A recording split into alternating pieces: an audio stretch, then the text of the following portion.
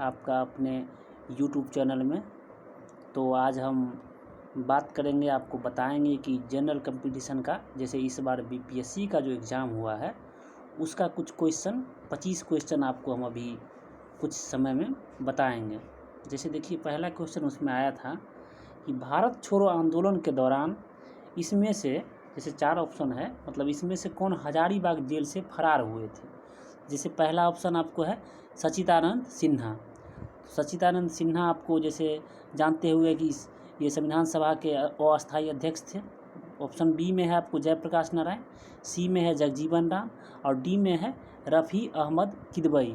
तो इसका आपको सही आंसर हो जाएगा जयप्रकाश नारायण। अब चलिए फिर अगले क्वेश्चन पे चलते हैं। तो अगला क्वेश्चन है कि ईस्वी सन 1946 में बनी अंतरिम सरकार में राजेंद्र प्रसाद के पास कौन सा विभाग था।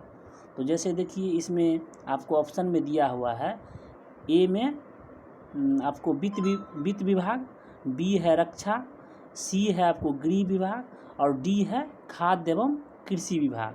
तो आपका इसका सही आंसर हो जाएगा डी, खाद्य एवं कृषि विभाग। तो फिर चलिए अब चलते हैं अगला क्वेश्चन पे। अब है कि क्वेश्चन नंबर 3 में कि गदर पार्टी की स्थापना कहाँ पर हुई थी।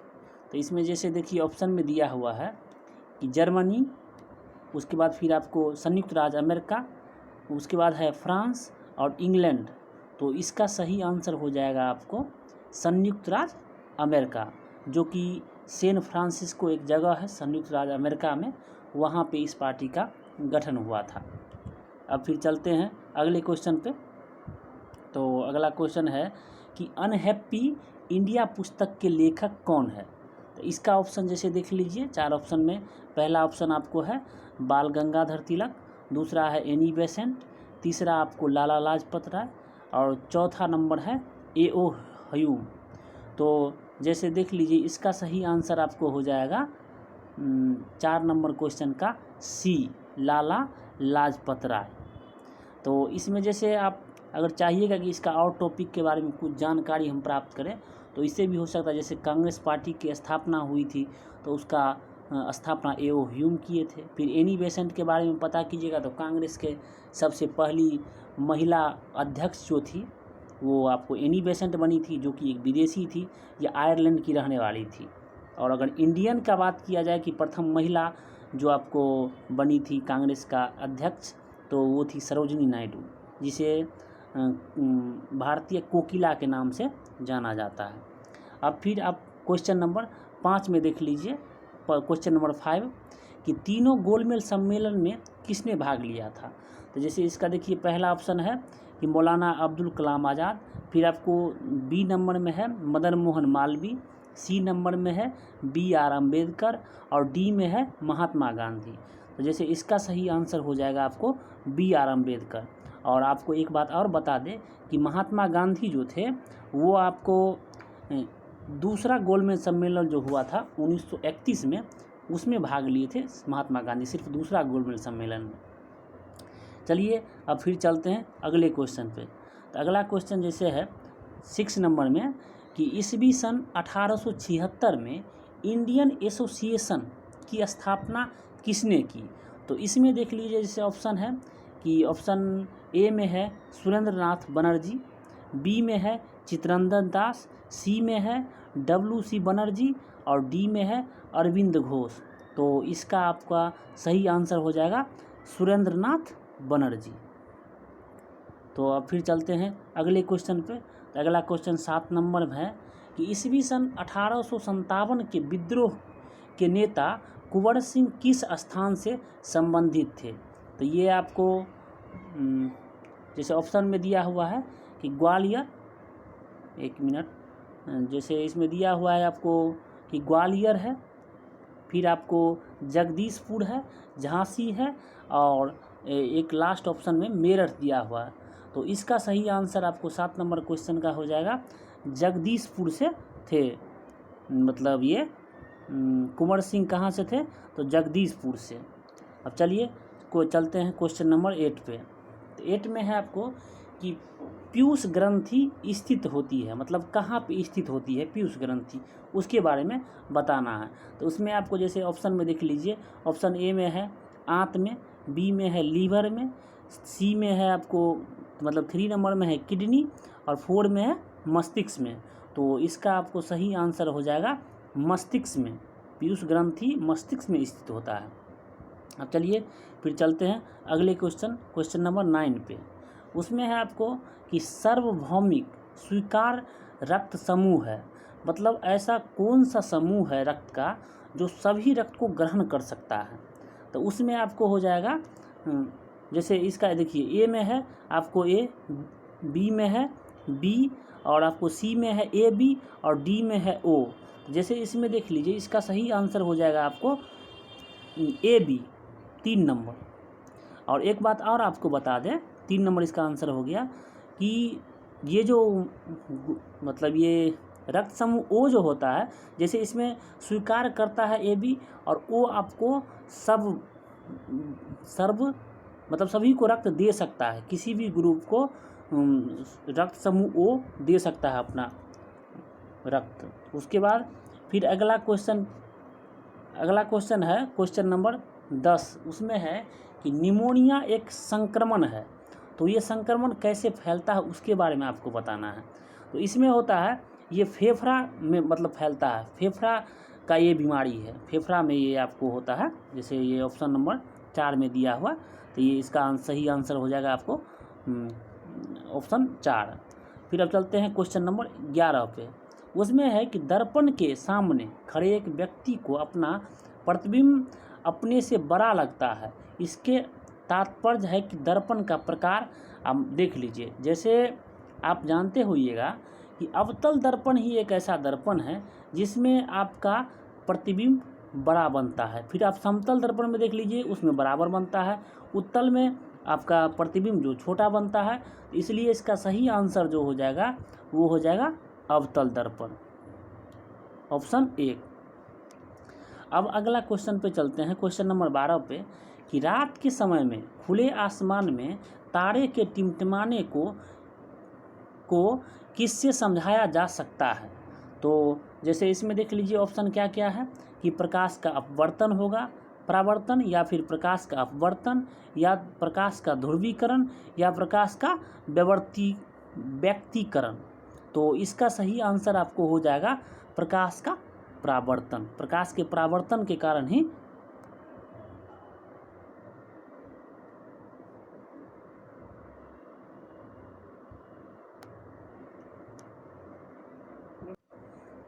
तो जैसे हम इसमें आपको मिस्टेक से आपको बता दिए थे कि प्रकाश का परावर्तन होगा। देखिए आप लोग भी इस पर गौर कीजिए, आखिर हम कहाँ गलत बता रहे हैं। इसका सही आंसर हो जाएगा प्रकाश के अपवर्तन के कारण जो तारे जो टिमटिमाता हुआ दिखता है आकाश में रात के समय में, वो प्रकाश के अपवर्तन के कारण दिखता है। अब चलिए अगला क्वेश्चन नंबर 13 पर चलते हैं कि यदि रेफ्रिजरेटर के दरवाज़ा कुछ घंटों के लिए खुले छोड़ दे तो कमरे का तापमान में क्या परिवर्तन होगा। क्या उसका जो टेम्परेचर होगा, तापमान, वो घट जाएगा या बढ़ जाएगा, या वही रहेगा केवल, या फिर केवल रेफ्रिजरेटर के आसपास में घट जाएगा, ये आपको बताना है। इसमें हो जाएगा आपको रूम का जो टेम्परेचर होगा, कमरे का तापमान बढ़ जाएगा, ऑप्शन नंबर बी हो जाएगा इसका आंसर। अब फिर चलते हैं क्वेश्चन नंबर 14 पे, 14 नंबर पे, कि एक तत्व के समस्थानिक अलग अलग होते हैं। तो इसमें जैसे देखिए ऑप्शन में आपको दिया हुआ है कि प्रोटॉन की संख्या में, द्रव्यमान संख्या में, इलेक्ट्रॉन की संख्या में, या फिर परमाणु संख्या में। तो जैसे 14 नंबर का आपको आंसर हो जाएगा द्रव्यमान संख्या में। समस्थानिक के बारे में बोला जाए अलग अलग होता है, द्रव्यमान संख्या उसका अलग अलग होता है। उसमें जैसे मान लीजिए प्रोटॉन की संख्या सेम होता है, इलेक्ट्रॉन की संख्या सेम होता है, और उसका परमाणु संख्या भी सेम होता है। इसलिए इसका आपको सही आंसर हो जाएगा कि अलग होता है उसका द्रव्यमान संख्या, और बाद बाकी 3 ऑप्शन जो है ये आपको उसका सेम होता है। अब चलते हैं क्वेश्चन नंबर 15 पे। एक ताप बिंदु जिस पर ठोस, द्रव और गैसीय अवस्था एक साथ रह सकती है क्या कहलाता है। तो जैसे देखिए आप इसमें ऑप्शन में दिया हुआ है कि ए में है क्वथनांक, बी में है गलनांक, सी में है हिमांक और डी में 4 नंबर में है त्रिक बिंदु। तो इसका आपको ऑप्शन हो जाएगा त्रिक बिंदु। तो फिर हम और ऑप्शन जो दिया हुआ है 3 उसके बारे में कुछ आप लोग को बता देते हैं। जैसे क्वथनांक है, तो क्वथनांक हो जाता है कि जिस टेम्परेचर पे पानी मतलब अधिकतम गर्म होता है, जैसे 100 डिग्री सेल्सियस पानी का क्वथनांक जो होता है 100 डिग्री सेल्सियस होता है। फिर आपको गलनांक है, तो गलनांक हो जाए 0 डिग्री सेल्सियस और हिमांक भी उसका वही होता है, मतलब जमने की टेंडेंसी के बारे में बताता है कि पानी किस टेम्परेचर पे जम जाता है। तो चलिए फिर अब चलते हैं अगले नंबर क्वेश्चन पे कि एल्युमिनियम का सबसे महत्वपूर्ण अयस्क क्या है, इसमें आपको बताना है। जैसे ऑप्शन में दिया हुआ आपको देख लीजिए, बॉक्साइट है, केलामाइट है, कैल्साइट है, गैलेना है। तो इसमें आपका सही आंसर हो जाएगा ऑप्शन नंबर 1 बॉक्साइट। एल्युमिनियम का सबसे महत्वपूर्ण अयस्क हो जाएगा बॉक्साइट। तो अब फिर चलते हैं अगले नंबर क्वेश्चन पे कि किसका पीएच मान 7 से अधिक होता है। जैसे देखिए पीएच मान के बारे में आप लोग जानते होइएगा कि अम्लीय जो विलयन होता है उसका पीएच मान 7 से कम होता है अम्ल का। फिर आपको जैसे क्षार होता है तो उसका 7 से ज़्यादा होता है क्षार का। तो और जो उदासीन होता है उसका 7 होता है। तो बफर विलयन के बारे में दिया हुआ तो ये पीएच से रिलेटेड नहीं है। तो इसका सही आंसर आपको हो जाएगा 7 से अधिक हो जाएगा किसका, क्षारीय का, मतलब ऑप्शन नंबर 2 क्षारीय विलयन का। अब चलिए चलते हैं क्वेश्चन नंबर 18 पे। इसमें है कि बिहार विधानसभा में अनुसूचित जाति के उम्मीदवार के लिए कितने सीटें आरक्षित है। तो आपको इसका ऑप्शन देख लीजिए। जैसे है पहला ऑप्शन में 38 या फिर 40 या 44 या फिर 46। तो इसका ऑप्शन आपको हो जाएगा ऑप्शन नंबर 1 38 हो जाएगा, मतलब 38 सीट जो है वो अनुसूचित जाति के लिए बिहार विधानसभा में आरक्षित है। अब चलते हैं क्वेश्चन नंबर आपको 19 पे। झारखंड बनाने के लिए, मतलब झारखंड जो बिहार से अलग हुआ वो दिया हुआ कि इसका विभाजन कब हुआ था। तो ये आपको हुआ था 15 नवंबर 2000 को। जैसे इसमें ऑप्शन में है कि आपको 2000 में हुआ या फिर 2001 में हुआ, 2004 में हुआ या फिर 2005 में हुआ।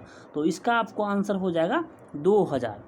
और एक तो 2-3 बात और हम आपको बता देते हैं कि जैसे देखिए यूपी से उत्तराखंड और आपको मध्य प्रदेश से छत्तीसगढ़ और बिहार से झारखंड, ये 3 राज्य आपको 2000 ईस्वी में ही अलग हुआ था।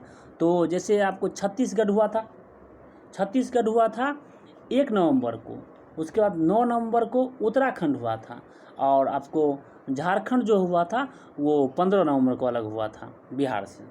अब चलते हैं क्वेश्चन नंबर 20 पे। देखिए जैसे कोई भी क्वेश्चन है तो उसको रिलेटेड करके उसके सभी ऑप्शन को आप रिलेट करके याद कीजिएगा। तो इससे क्या होगा कि एक क्वेश्चन के सहारे आपका 4 क्वेश्चन तैयार हो जाएगा। इसलिए कभी भी कोशिश किया कीजिए कि उसका जो भी किसी क्वेश्चन का ऑप्शन है उसके हर एक क्वेश्चन के बारे में कुछ जानकारी होना चाहिए। अब चलते हैं क्वेश्चन नंबर आपको 20 पे। उसमें है कि भारत में किस वर्ष रेल बजट को आम बजट में मिला दिया गया। तो इसमें देखिए जैसे ऑप्शन में है 2015 में होगा या 2017 में होगा, 2016 या 2017 या 2018। तो इसमें आपका हो जाएगा 2017 में आपको जो है कि रेल बजट को आम बजट में मिला दिया गया था। अब चलते हैं क्वेश्चन नंबर 21 पे कि प्रधानमंत्री किसान सम्मान निधि योजना किस तारीख को शुरू की गई थी। तो इसमें जैसे एक ऑप्शन मिस्टेक हो गया है, ऑप्शन नंबर 3 में, इसमें आपको 2019 होना चाहिए था यहाँ पे। तो और इसका सही संजोगवश सही आंसर भी यही है, 3 नंबर ही है, 1 फरवरी 2019 इसका सही आंसर हो जाएगा। अब चलते हैं क्वेश्चन नंबर 22 पे। 22 में है कि किस देश ने भारत को स्पुतनिक V कोविड वैक्सीन का निर्यात किया है। तो जैसे देखिए इसमें ऑप्शन है अमेरिका, रूस, यूके और फ्रांस। तो इसका आपको सही आंसर हो जाएगा रूस, ऑप्शन 2 रूस हो जाएगा इसका सही आंसर। अब चलते हैं क्वेश्चन नंबर 23 पे। उसमें है कि बिहार विधान परिषद की पहली बैठक किस वर्ष बुलाई गई थी। तो इसमें देख लीजिए, जैसे ऑप्शन है आपको 2000, 1911, 1913, 1914 और 1919। तो इसका आपको सही आंसर जो है वो हो जाएगा 1913। ये हो गया।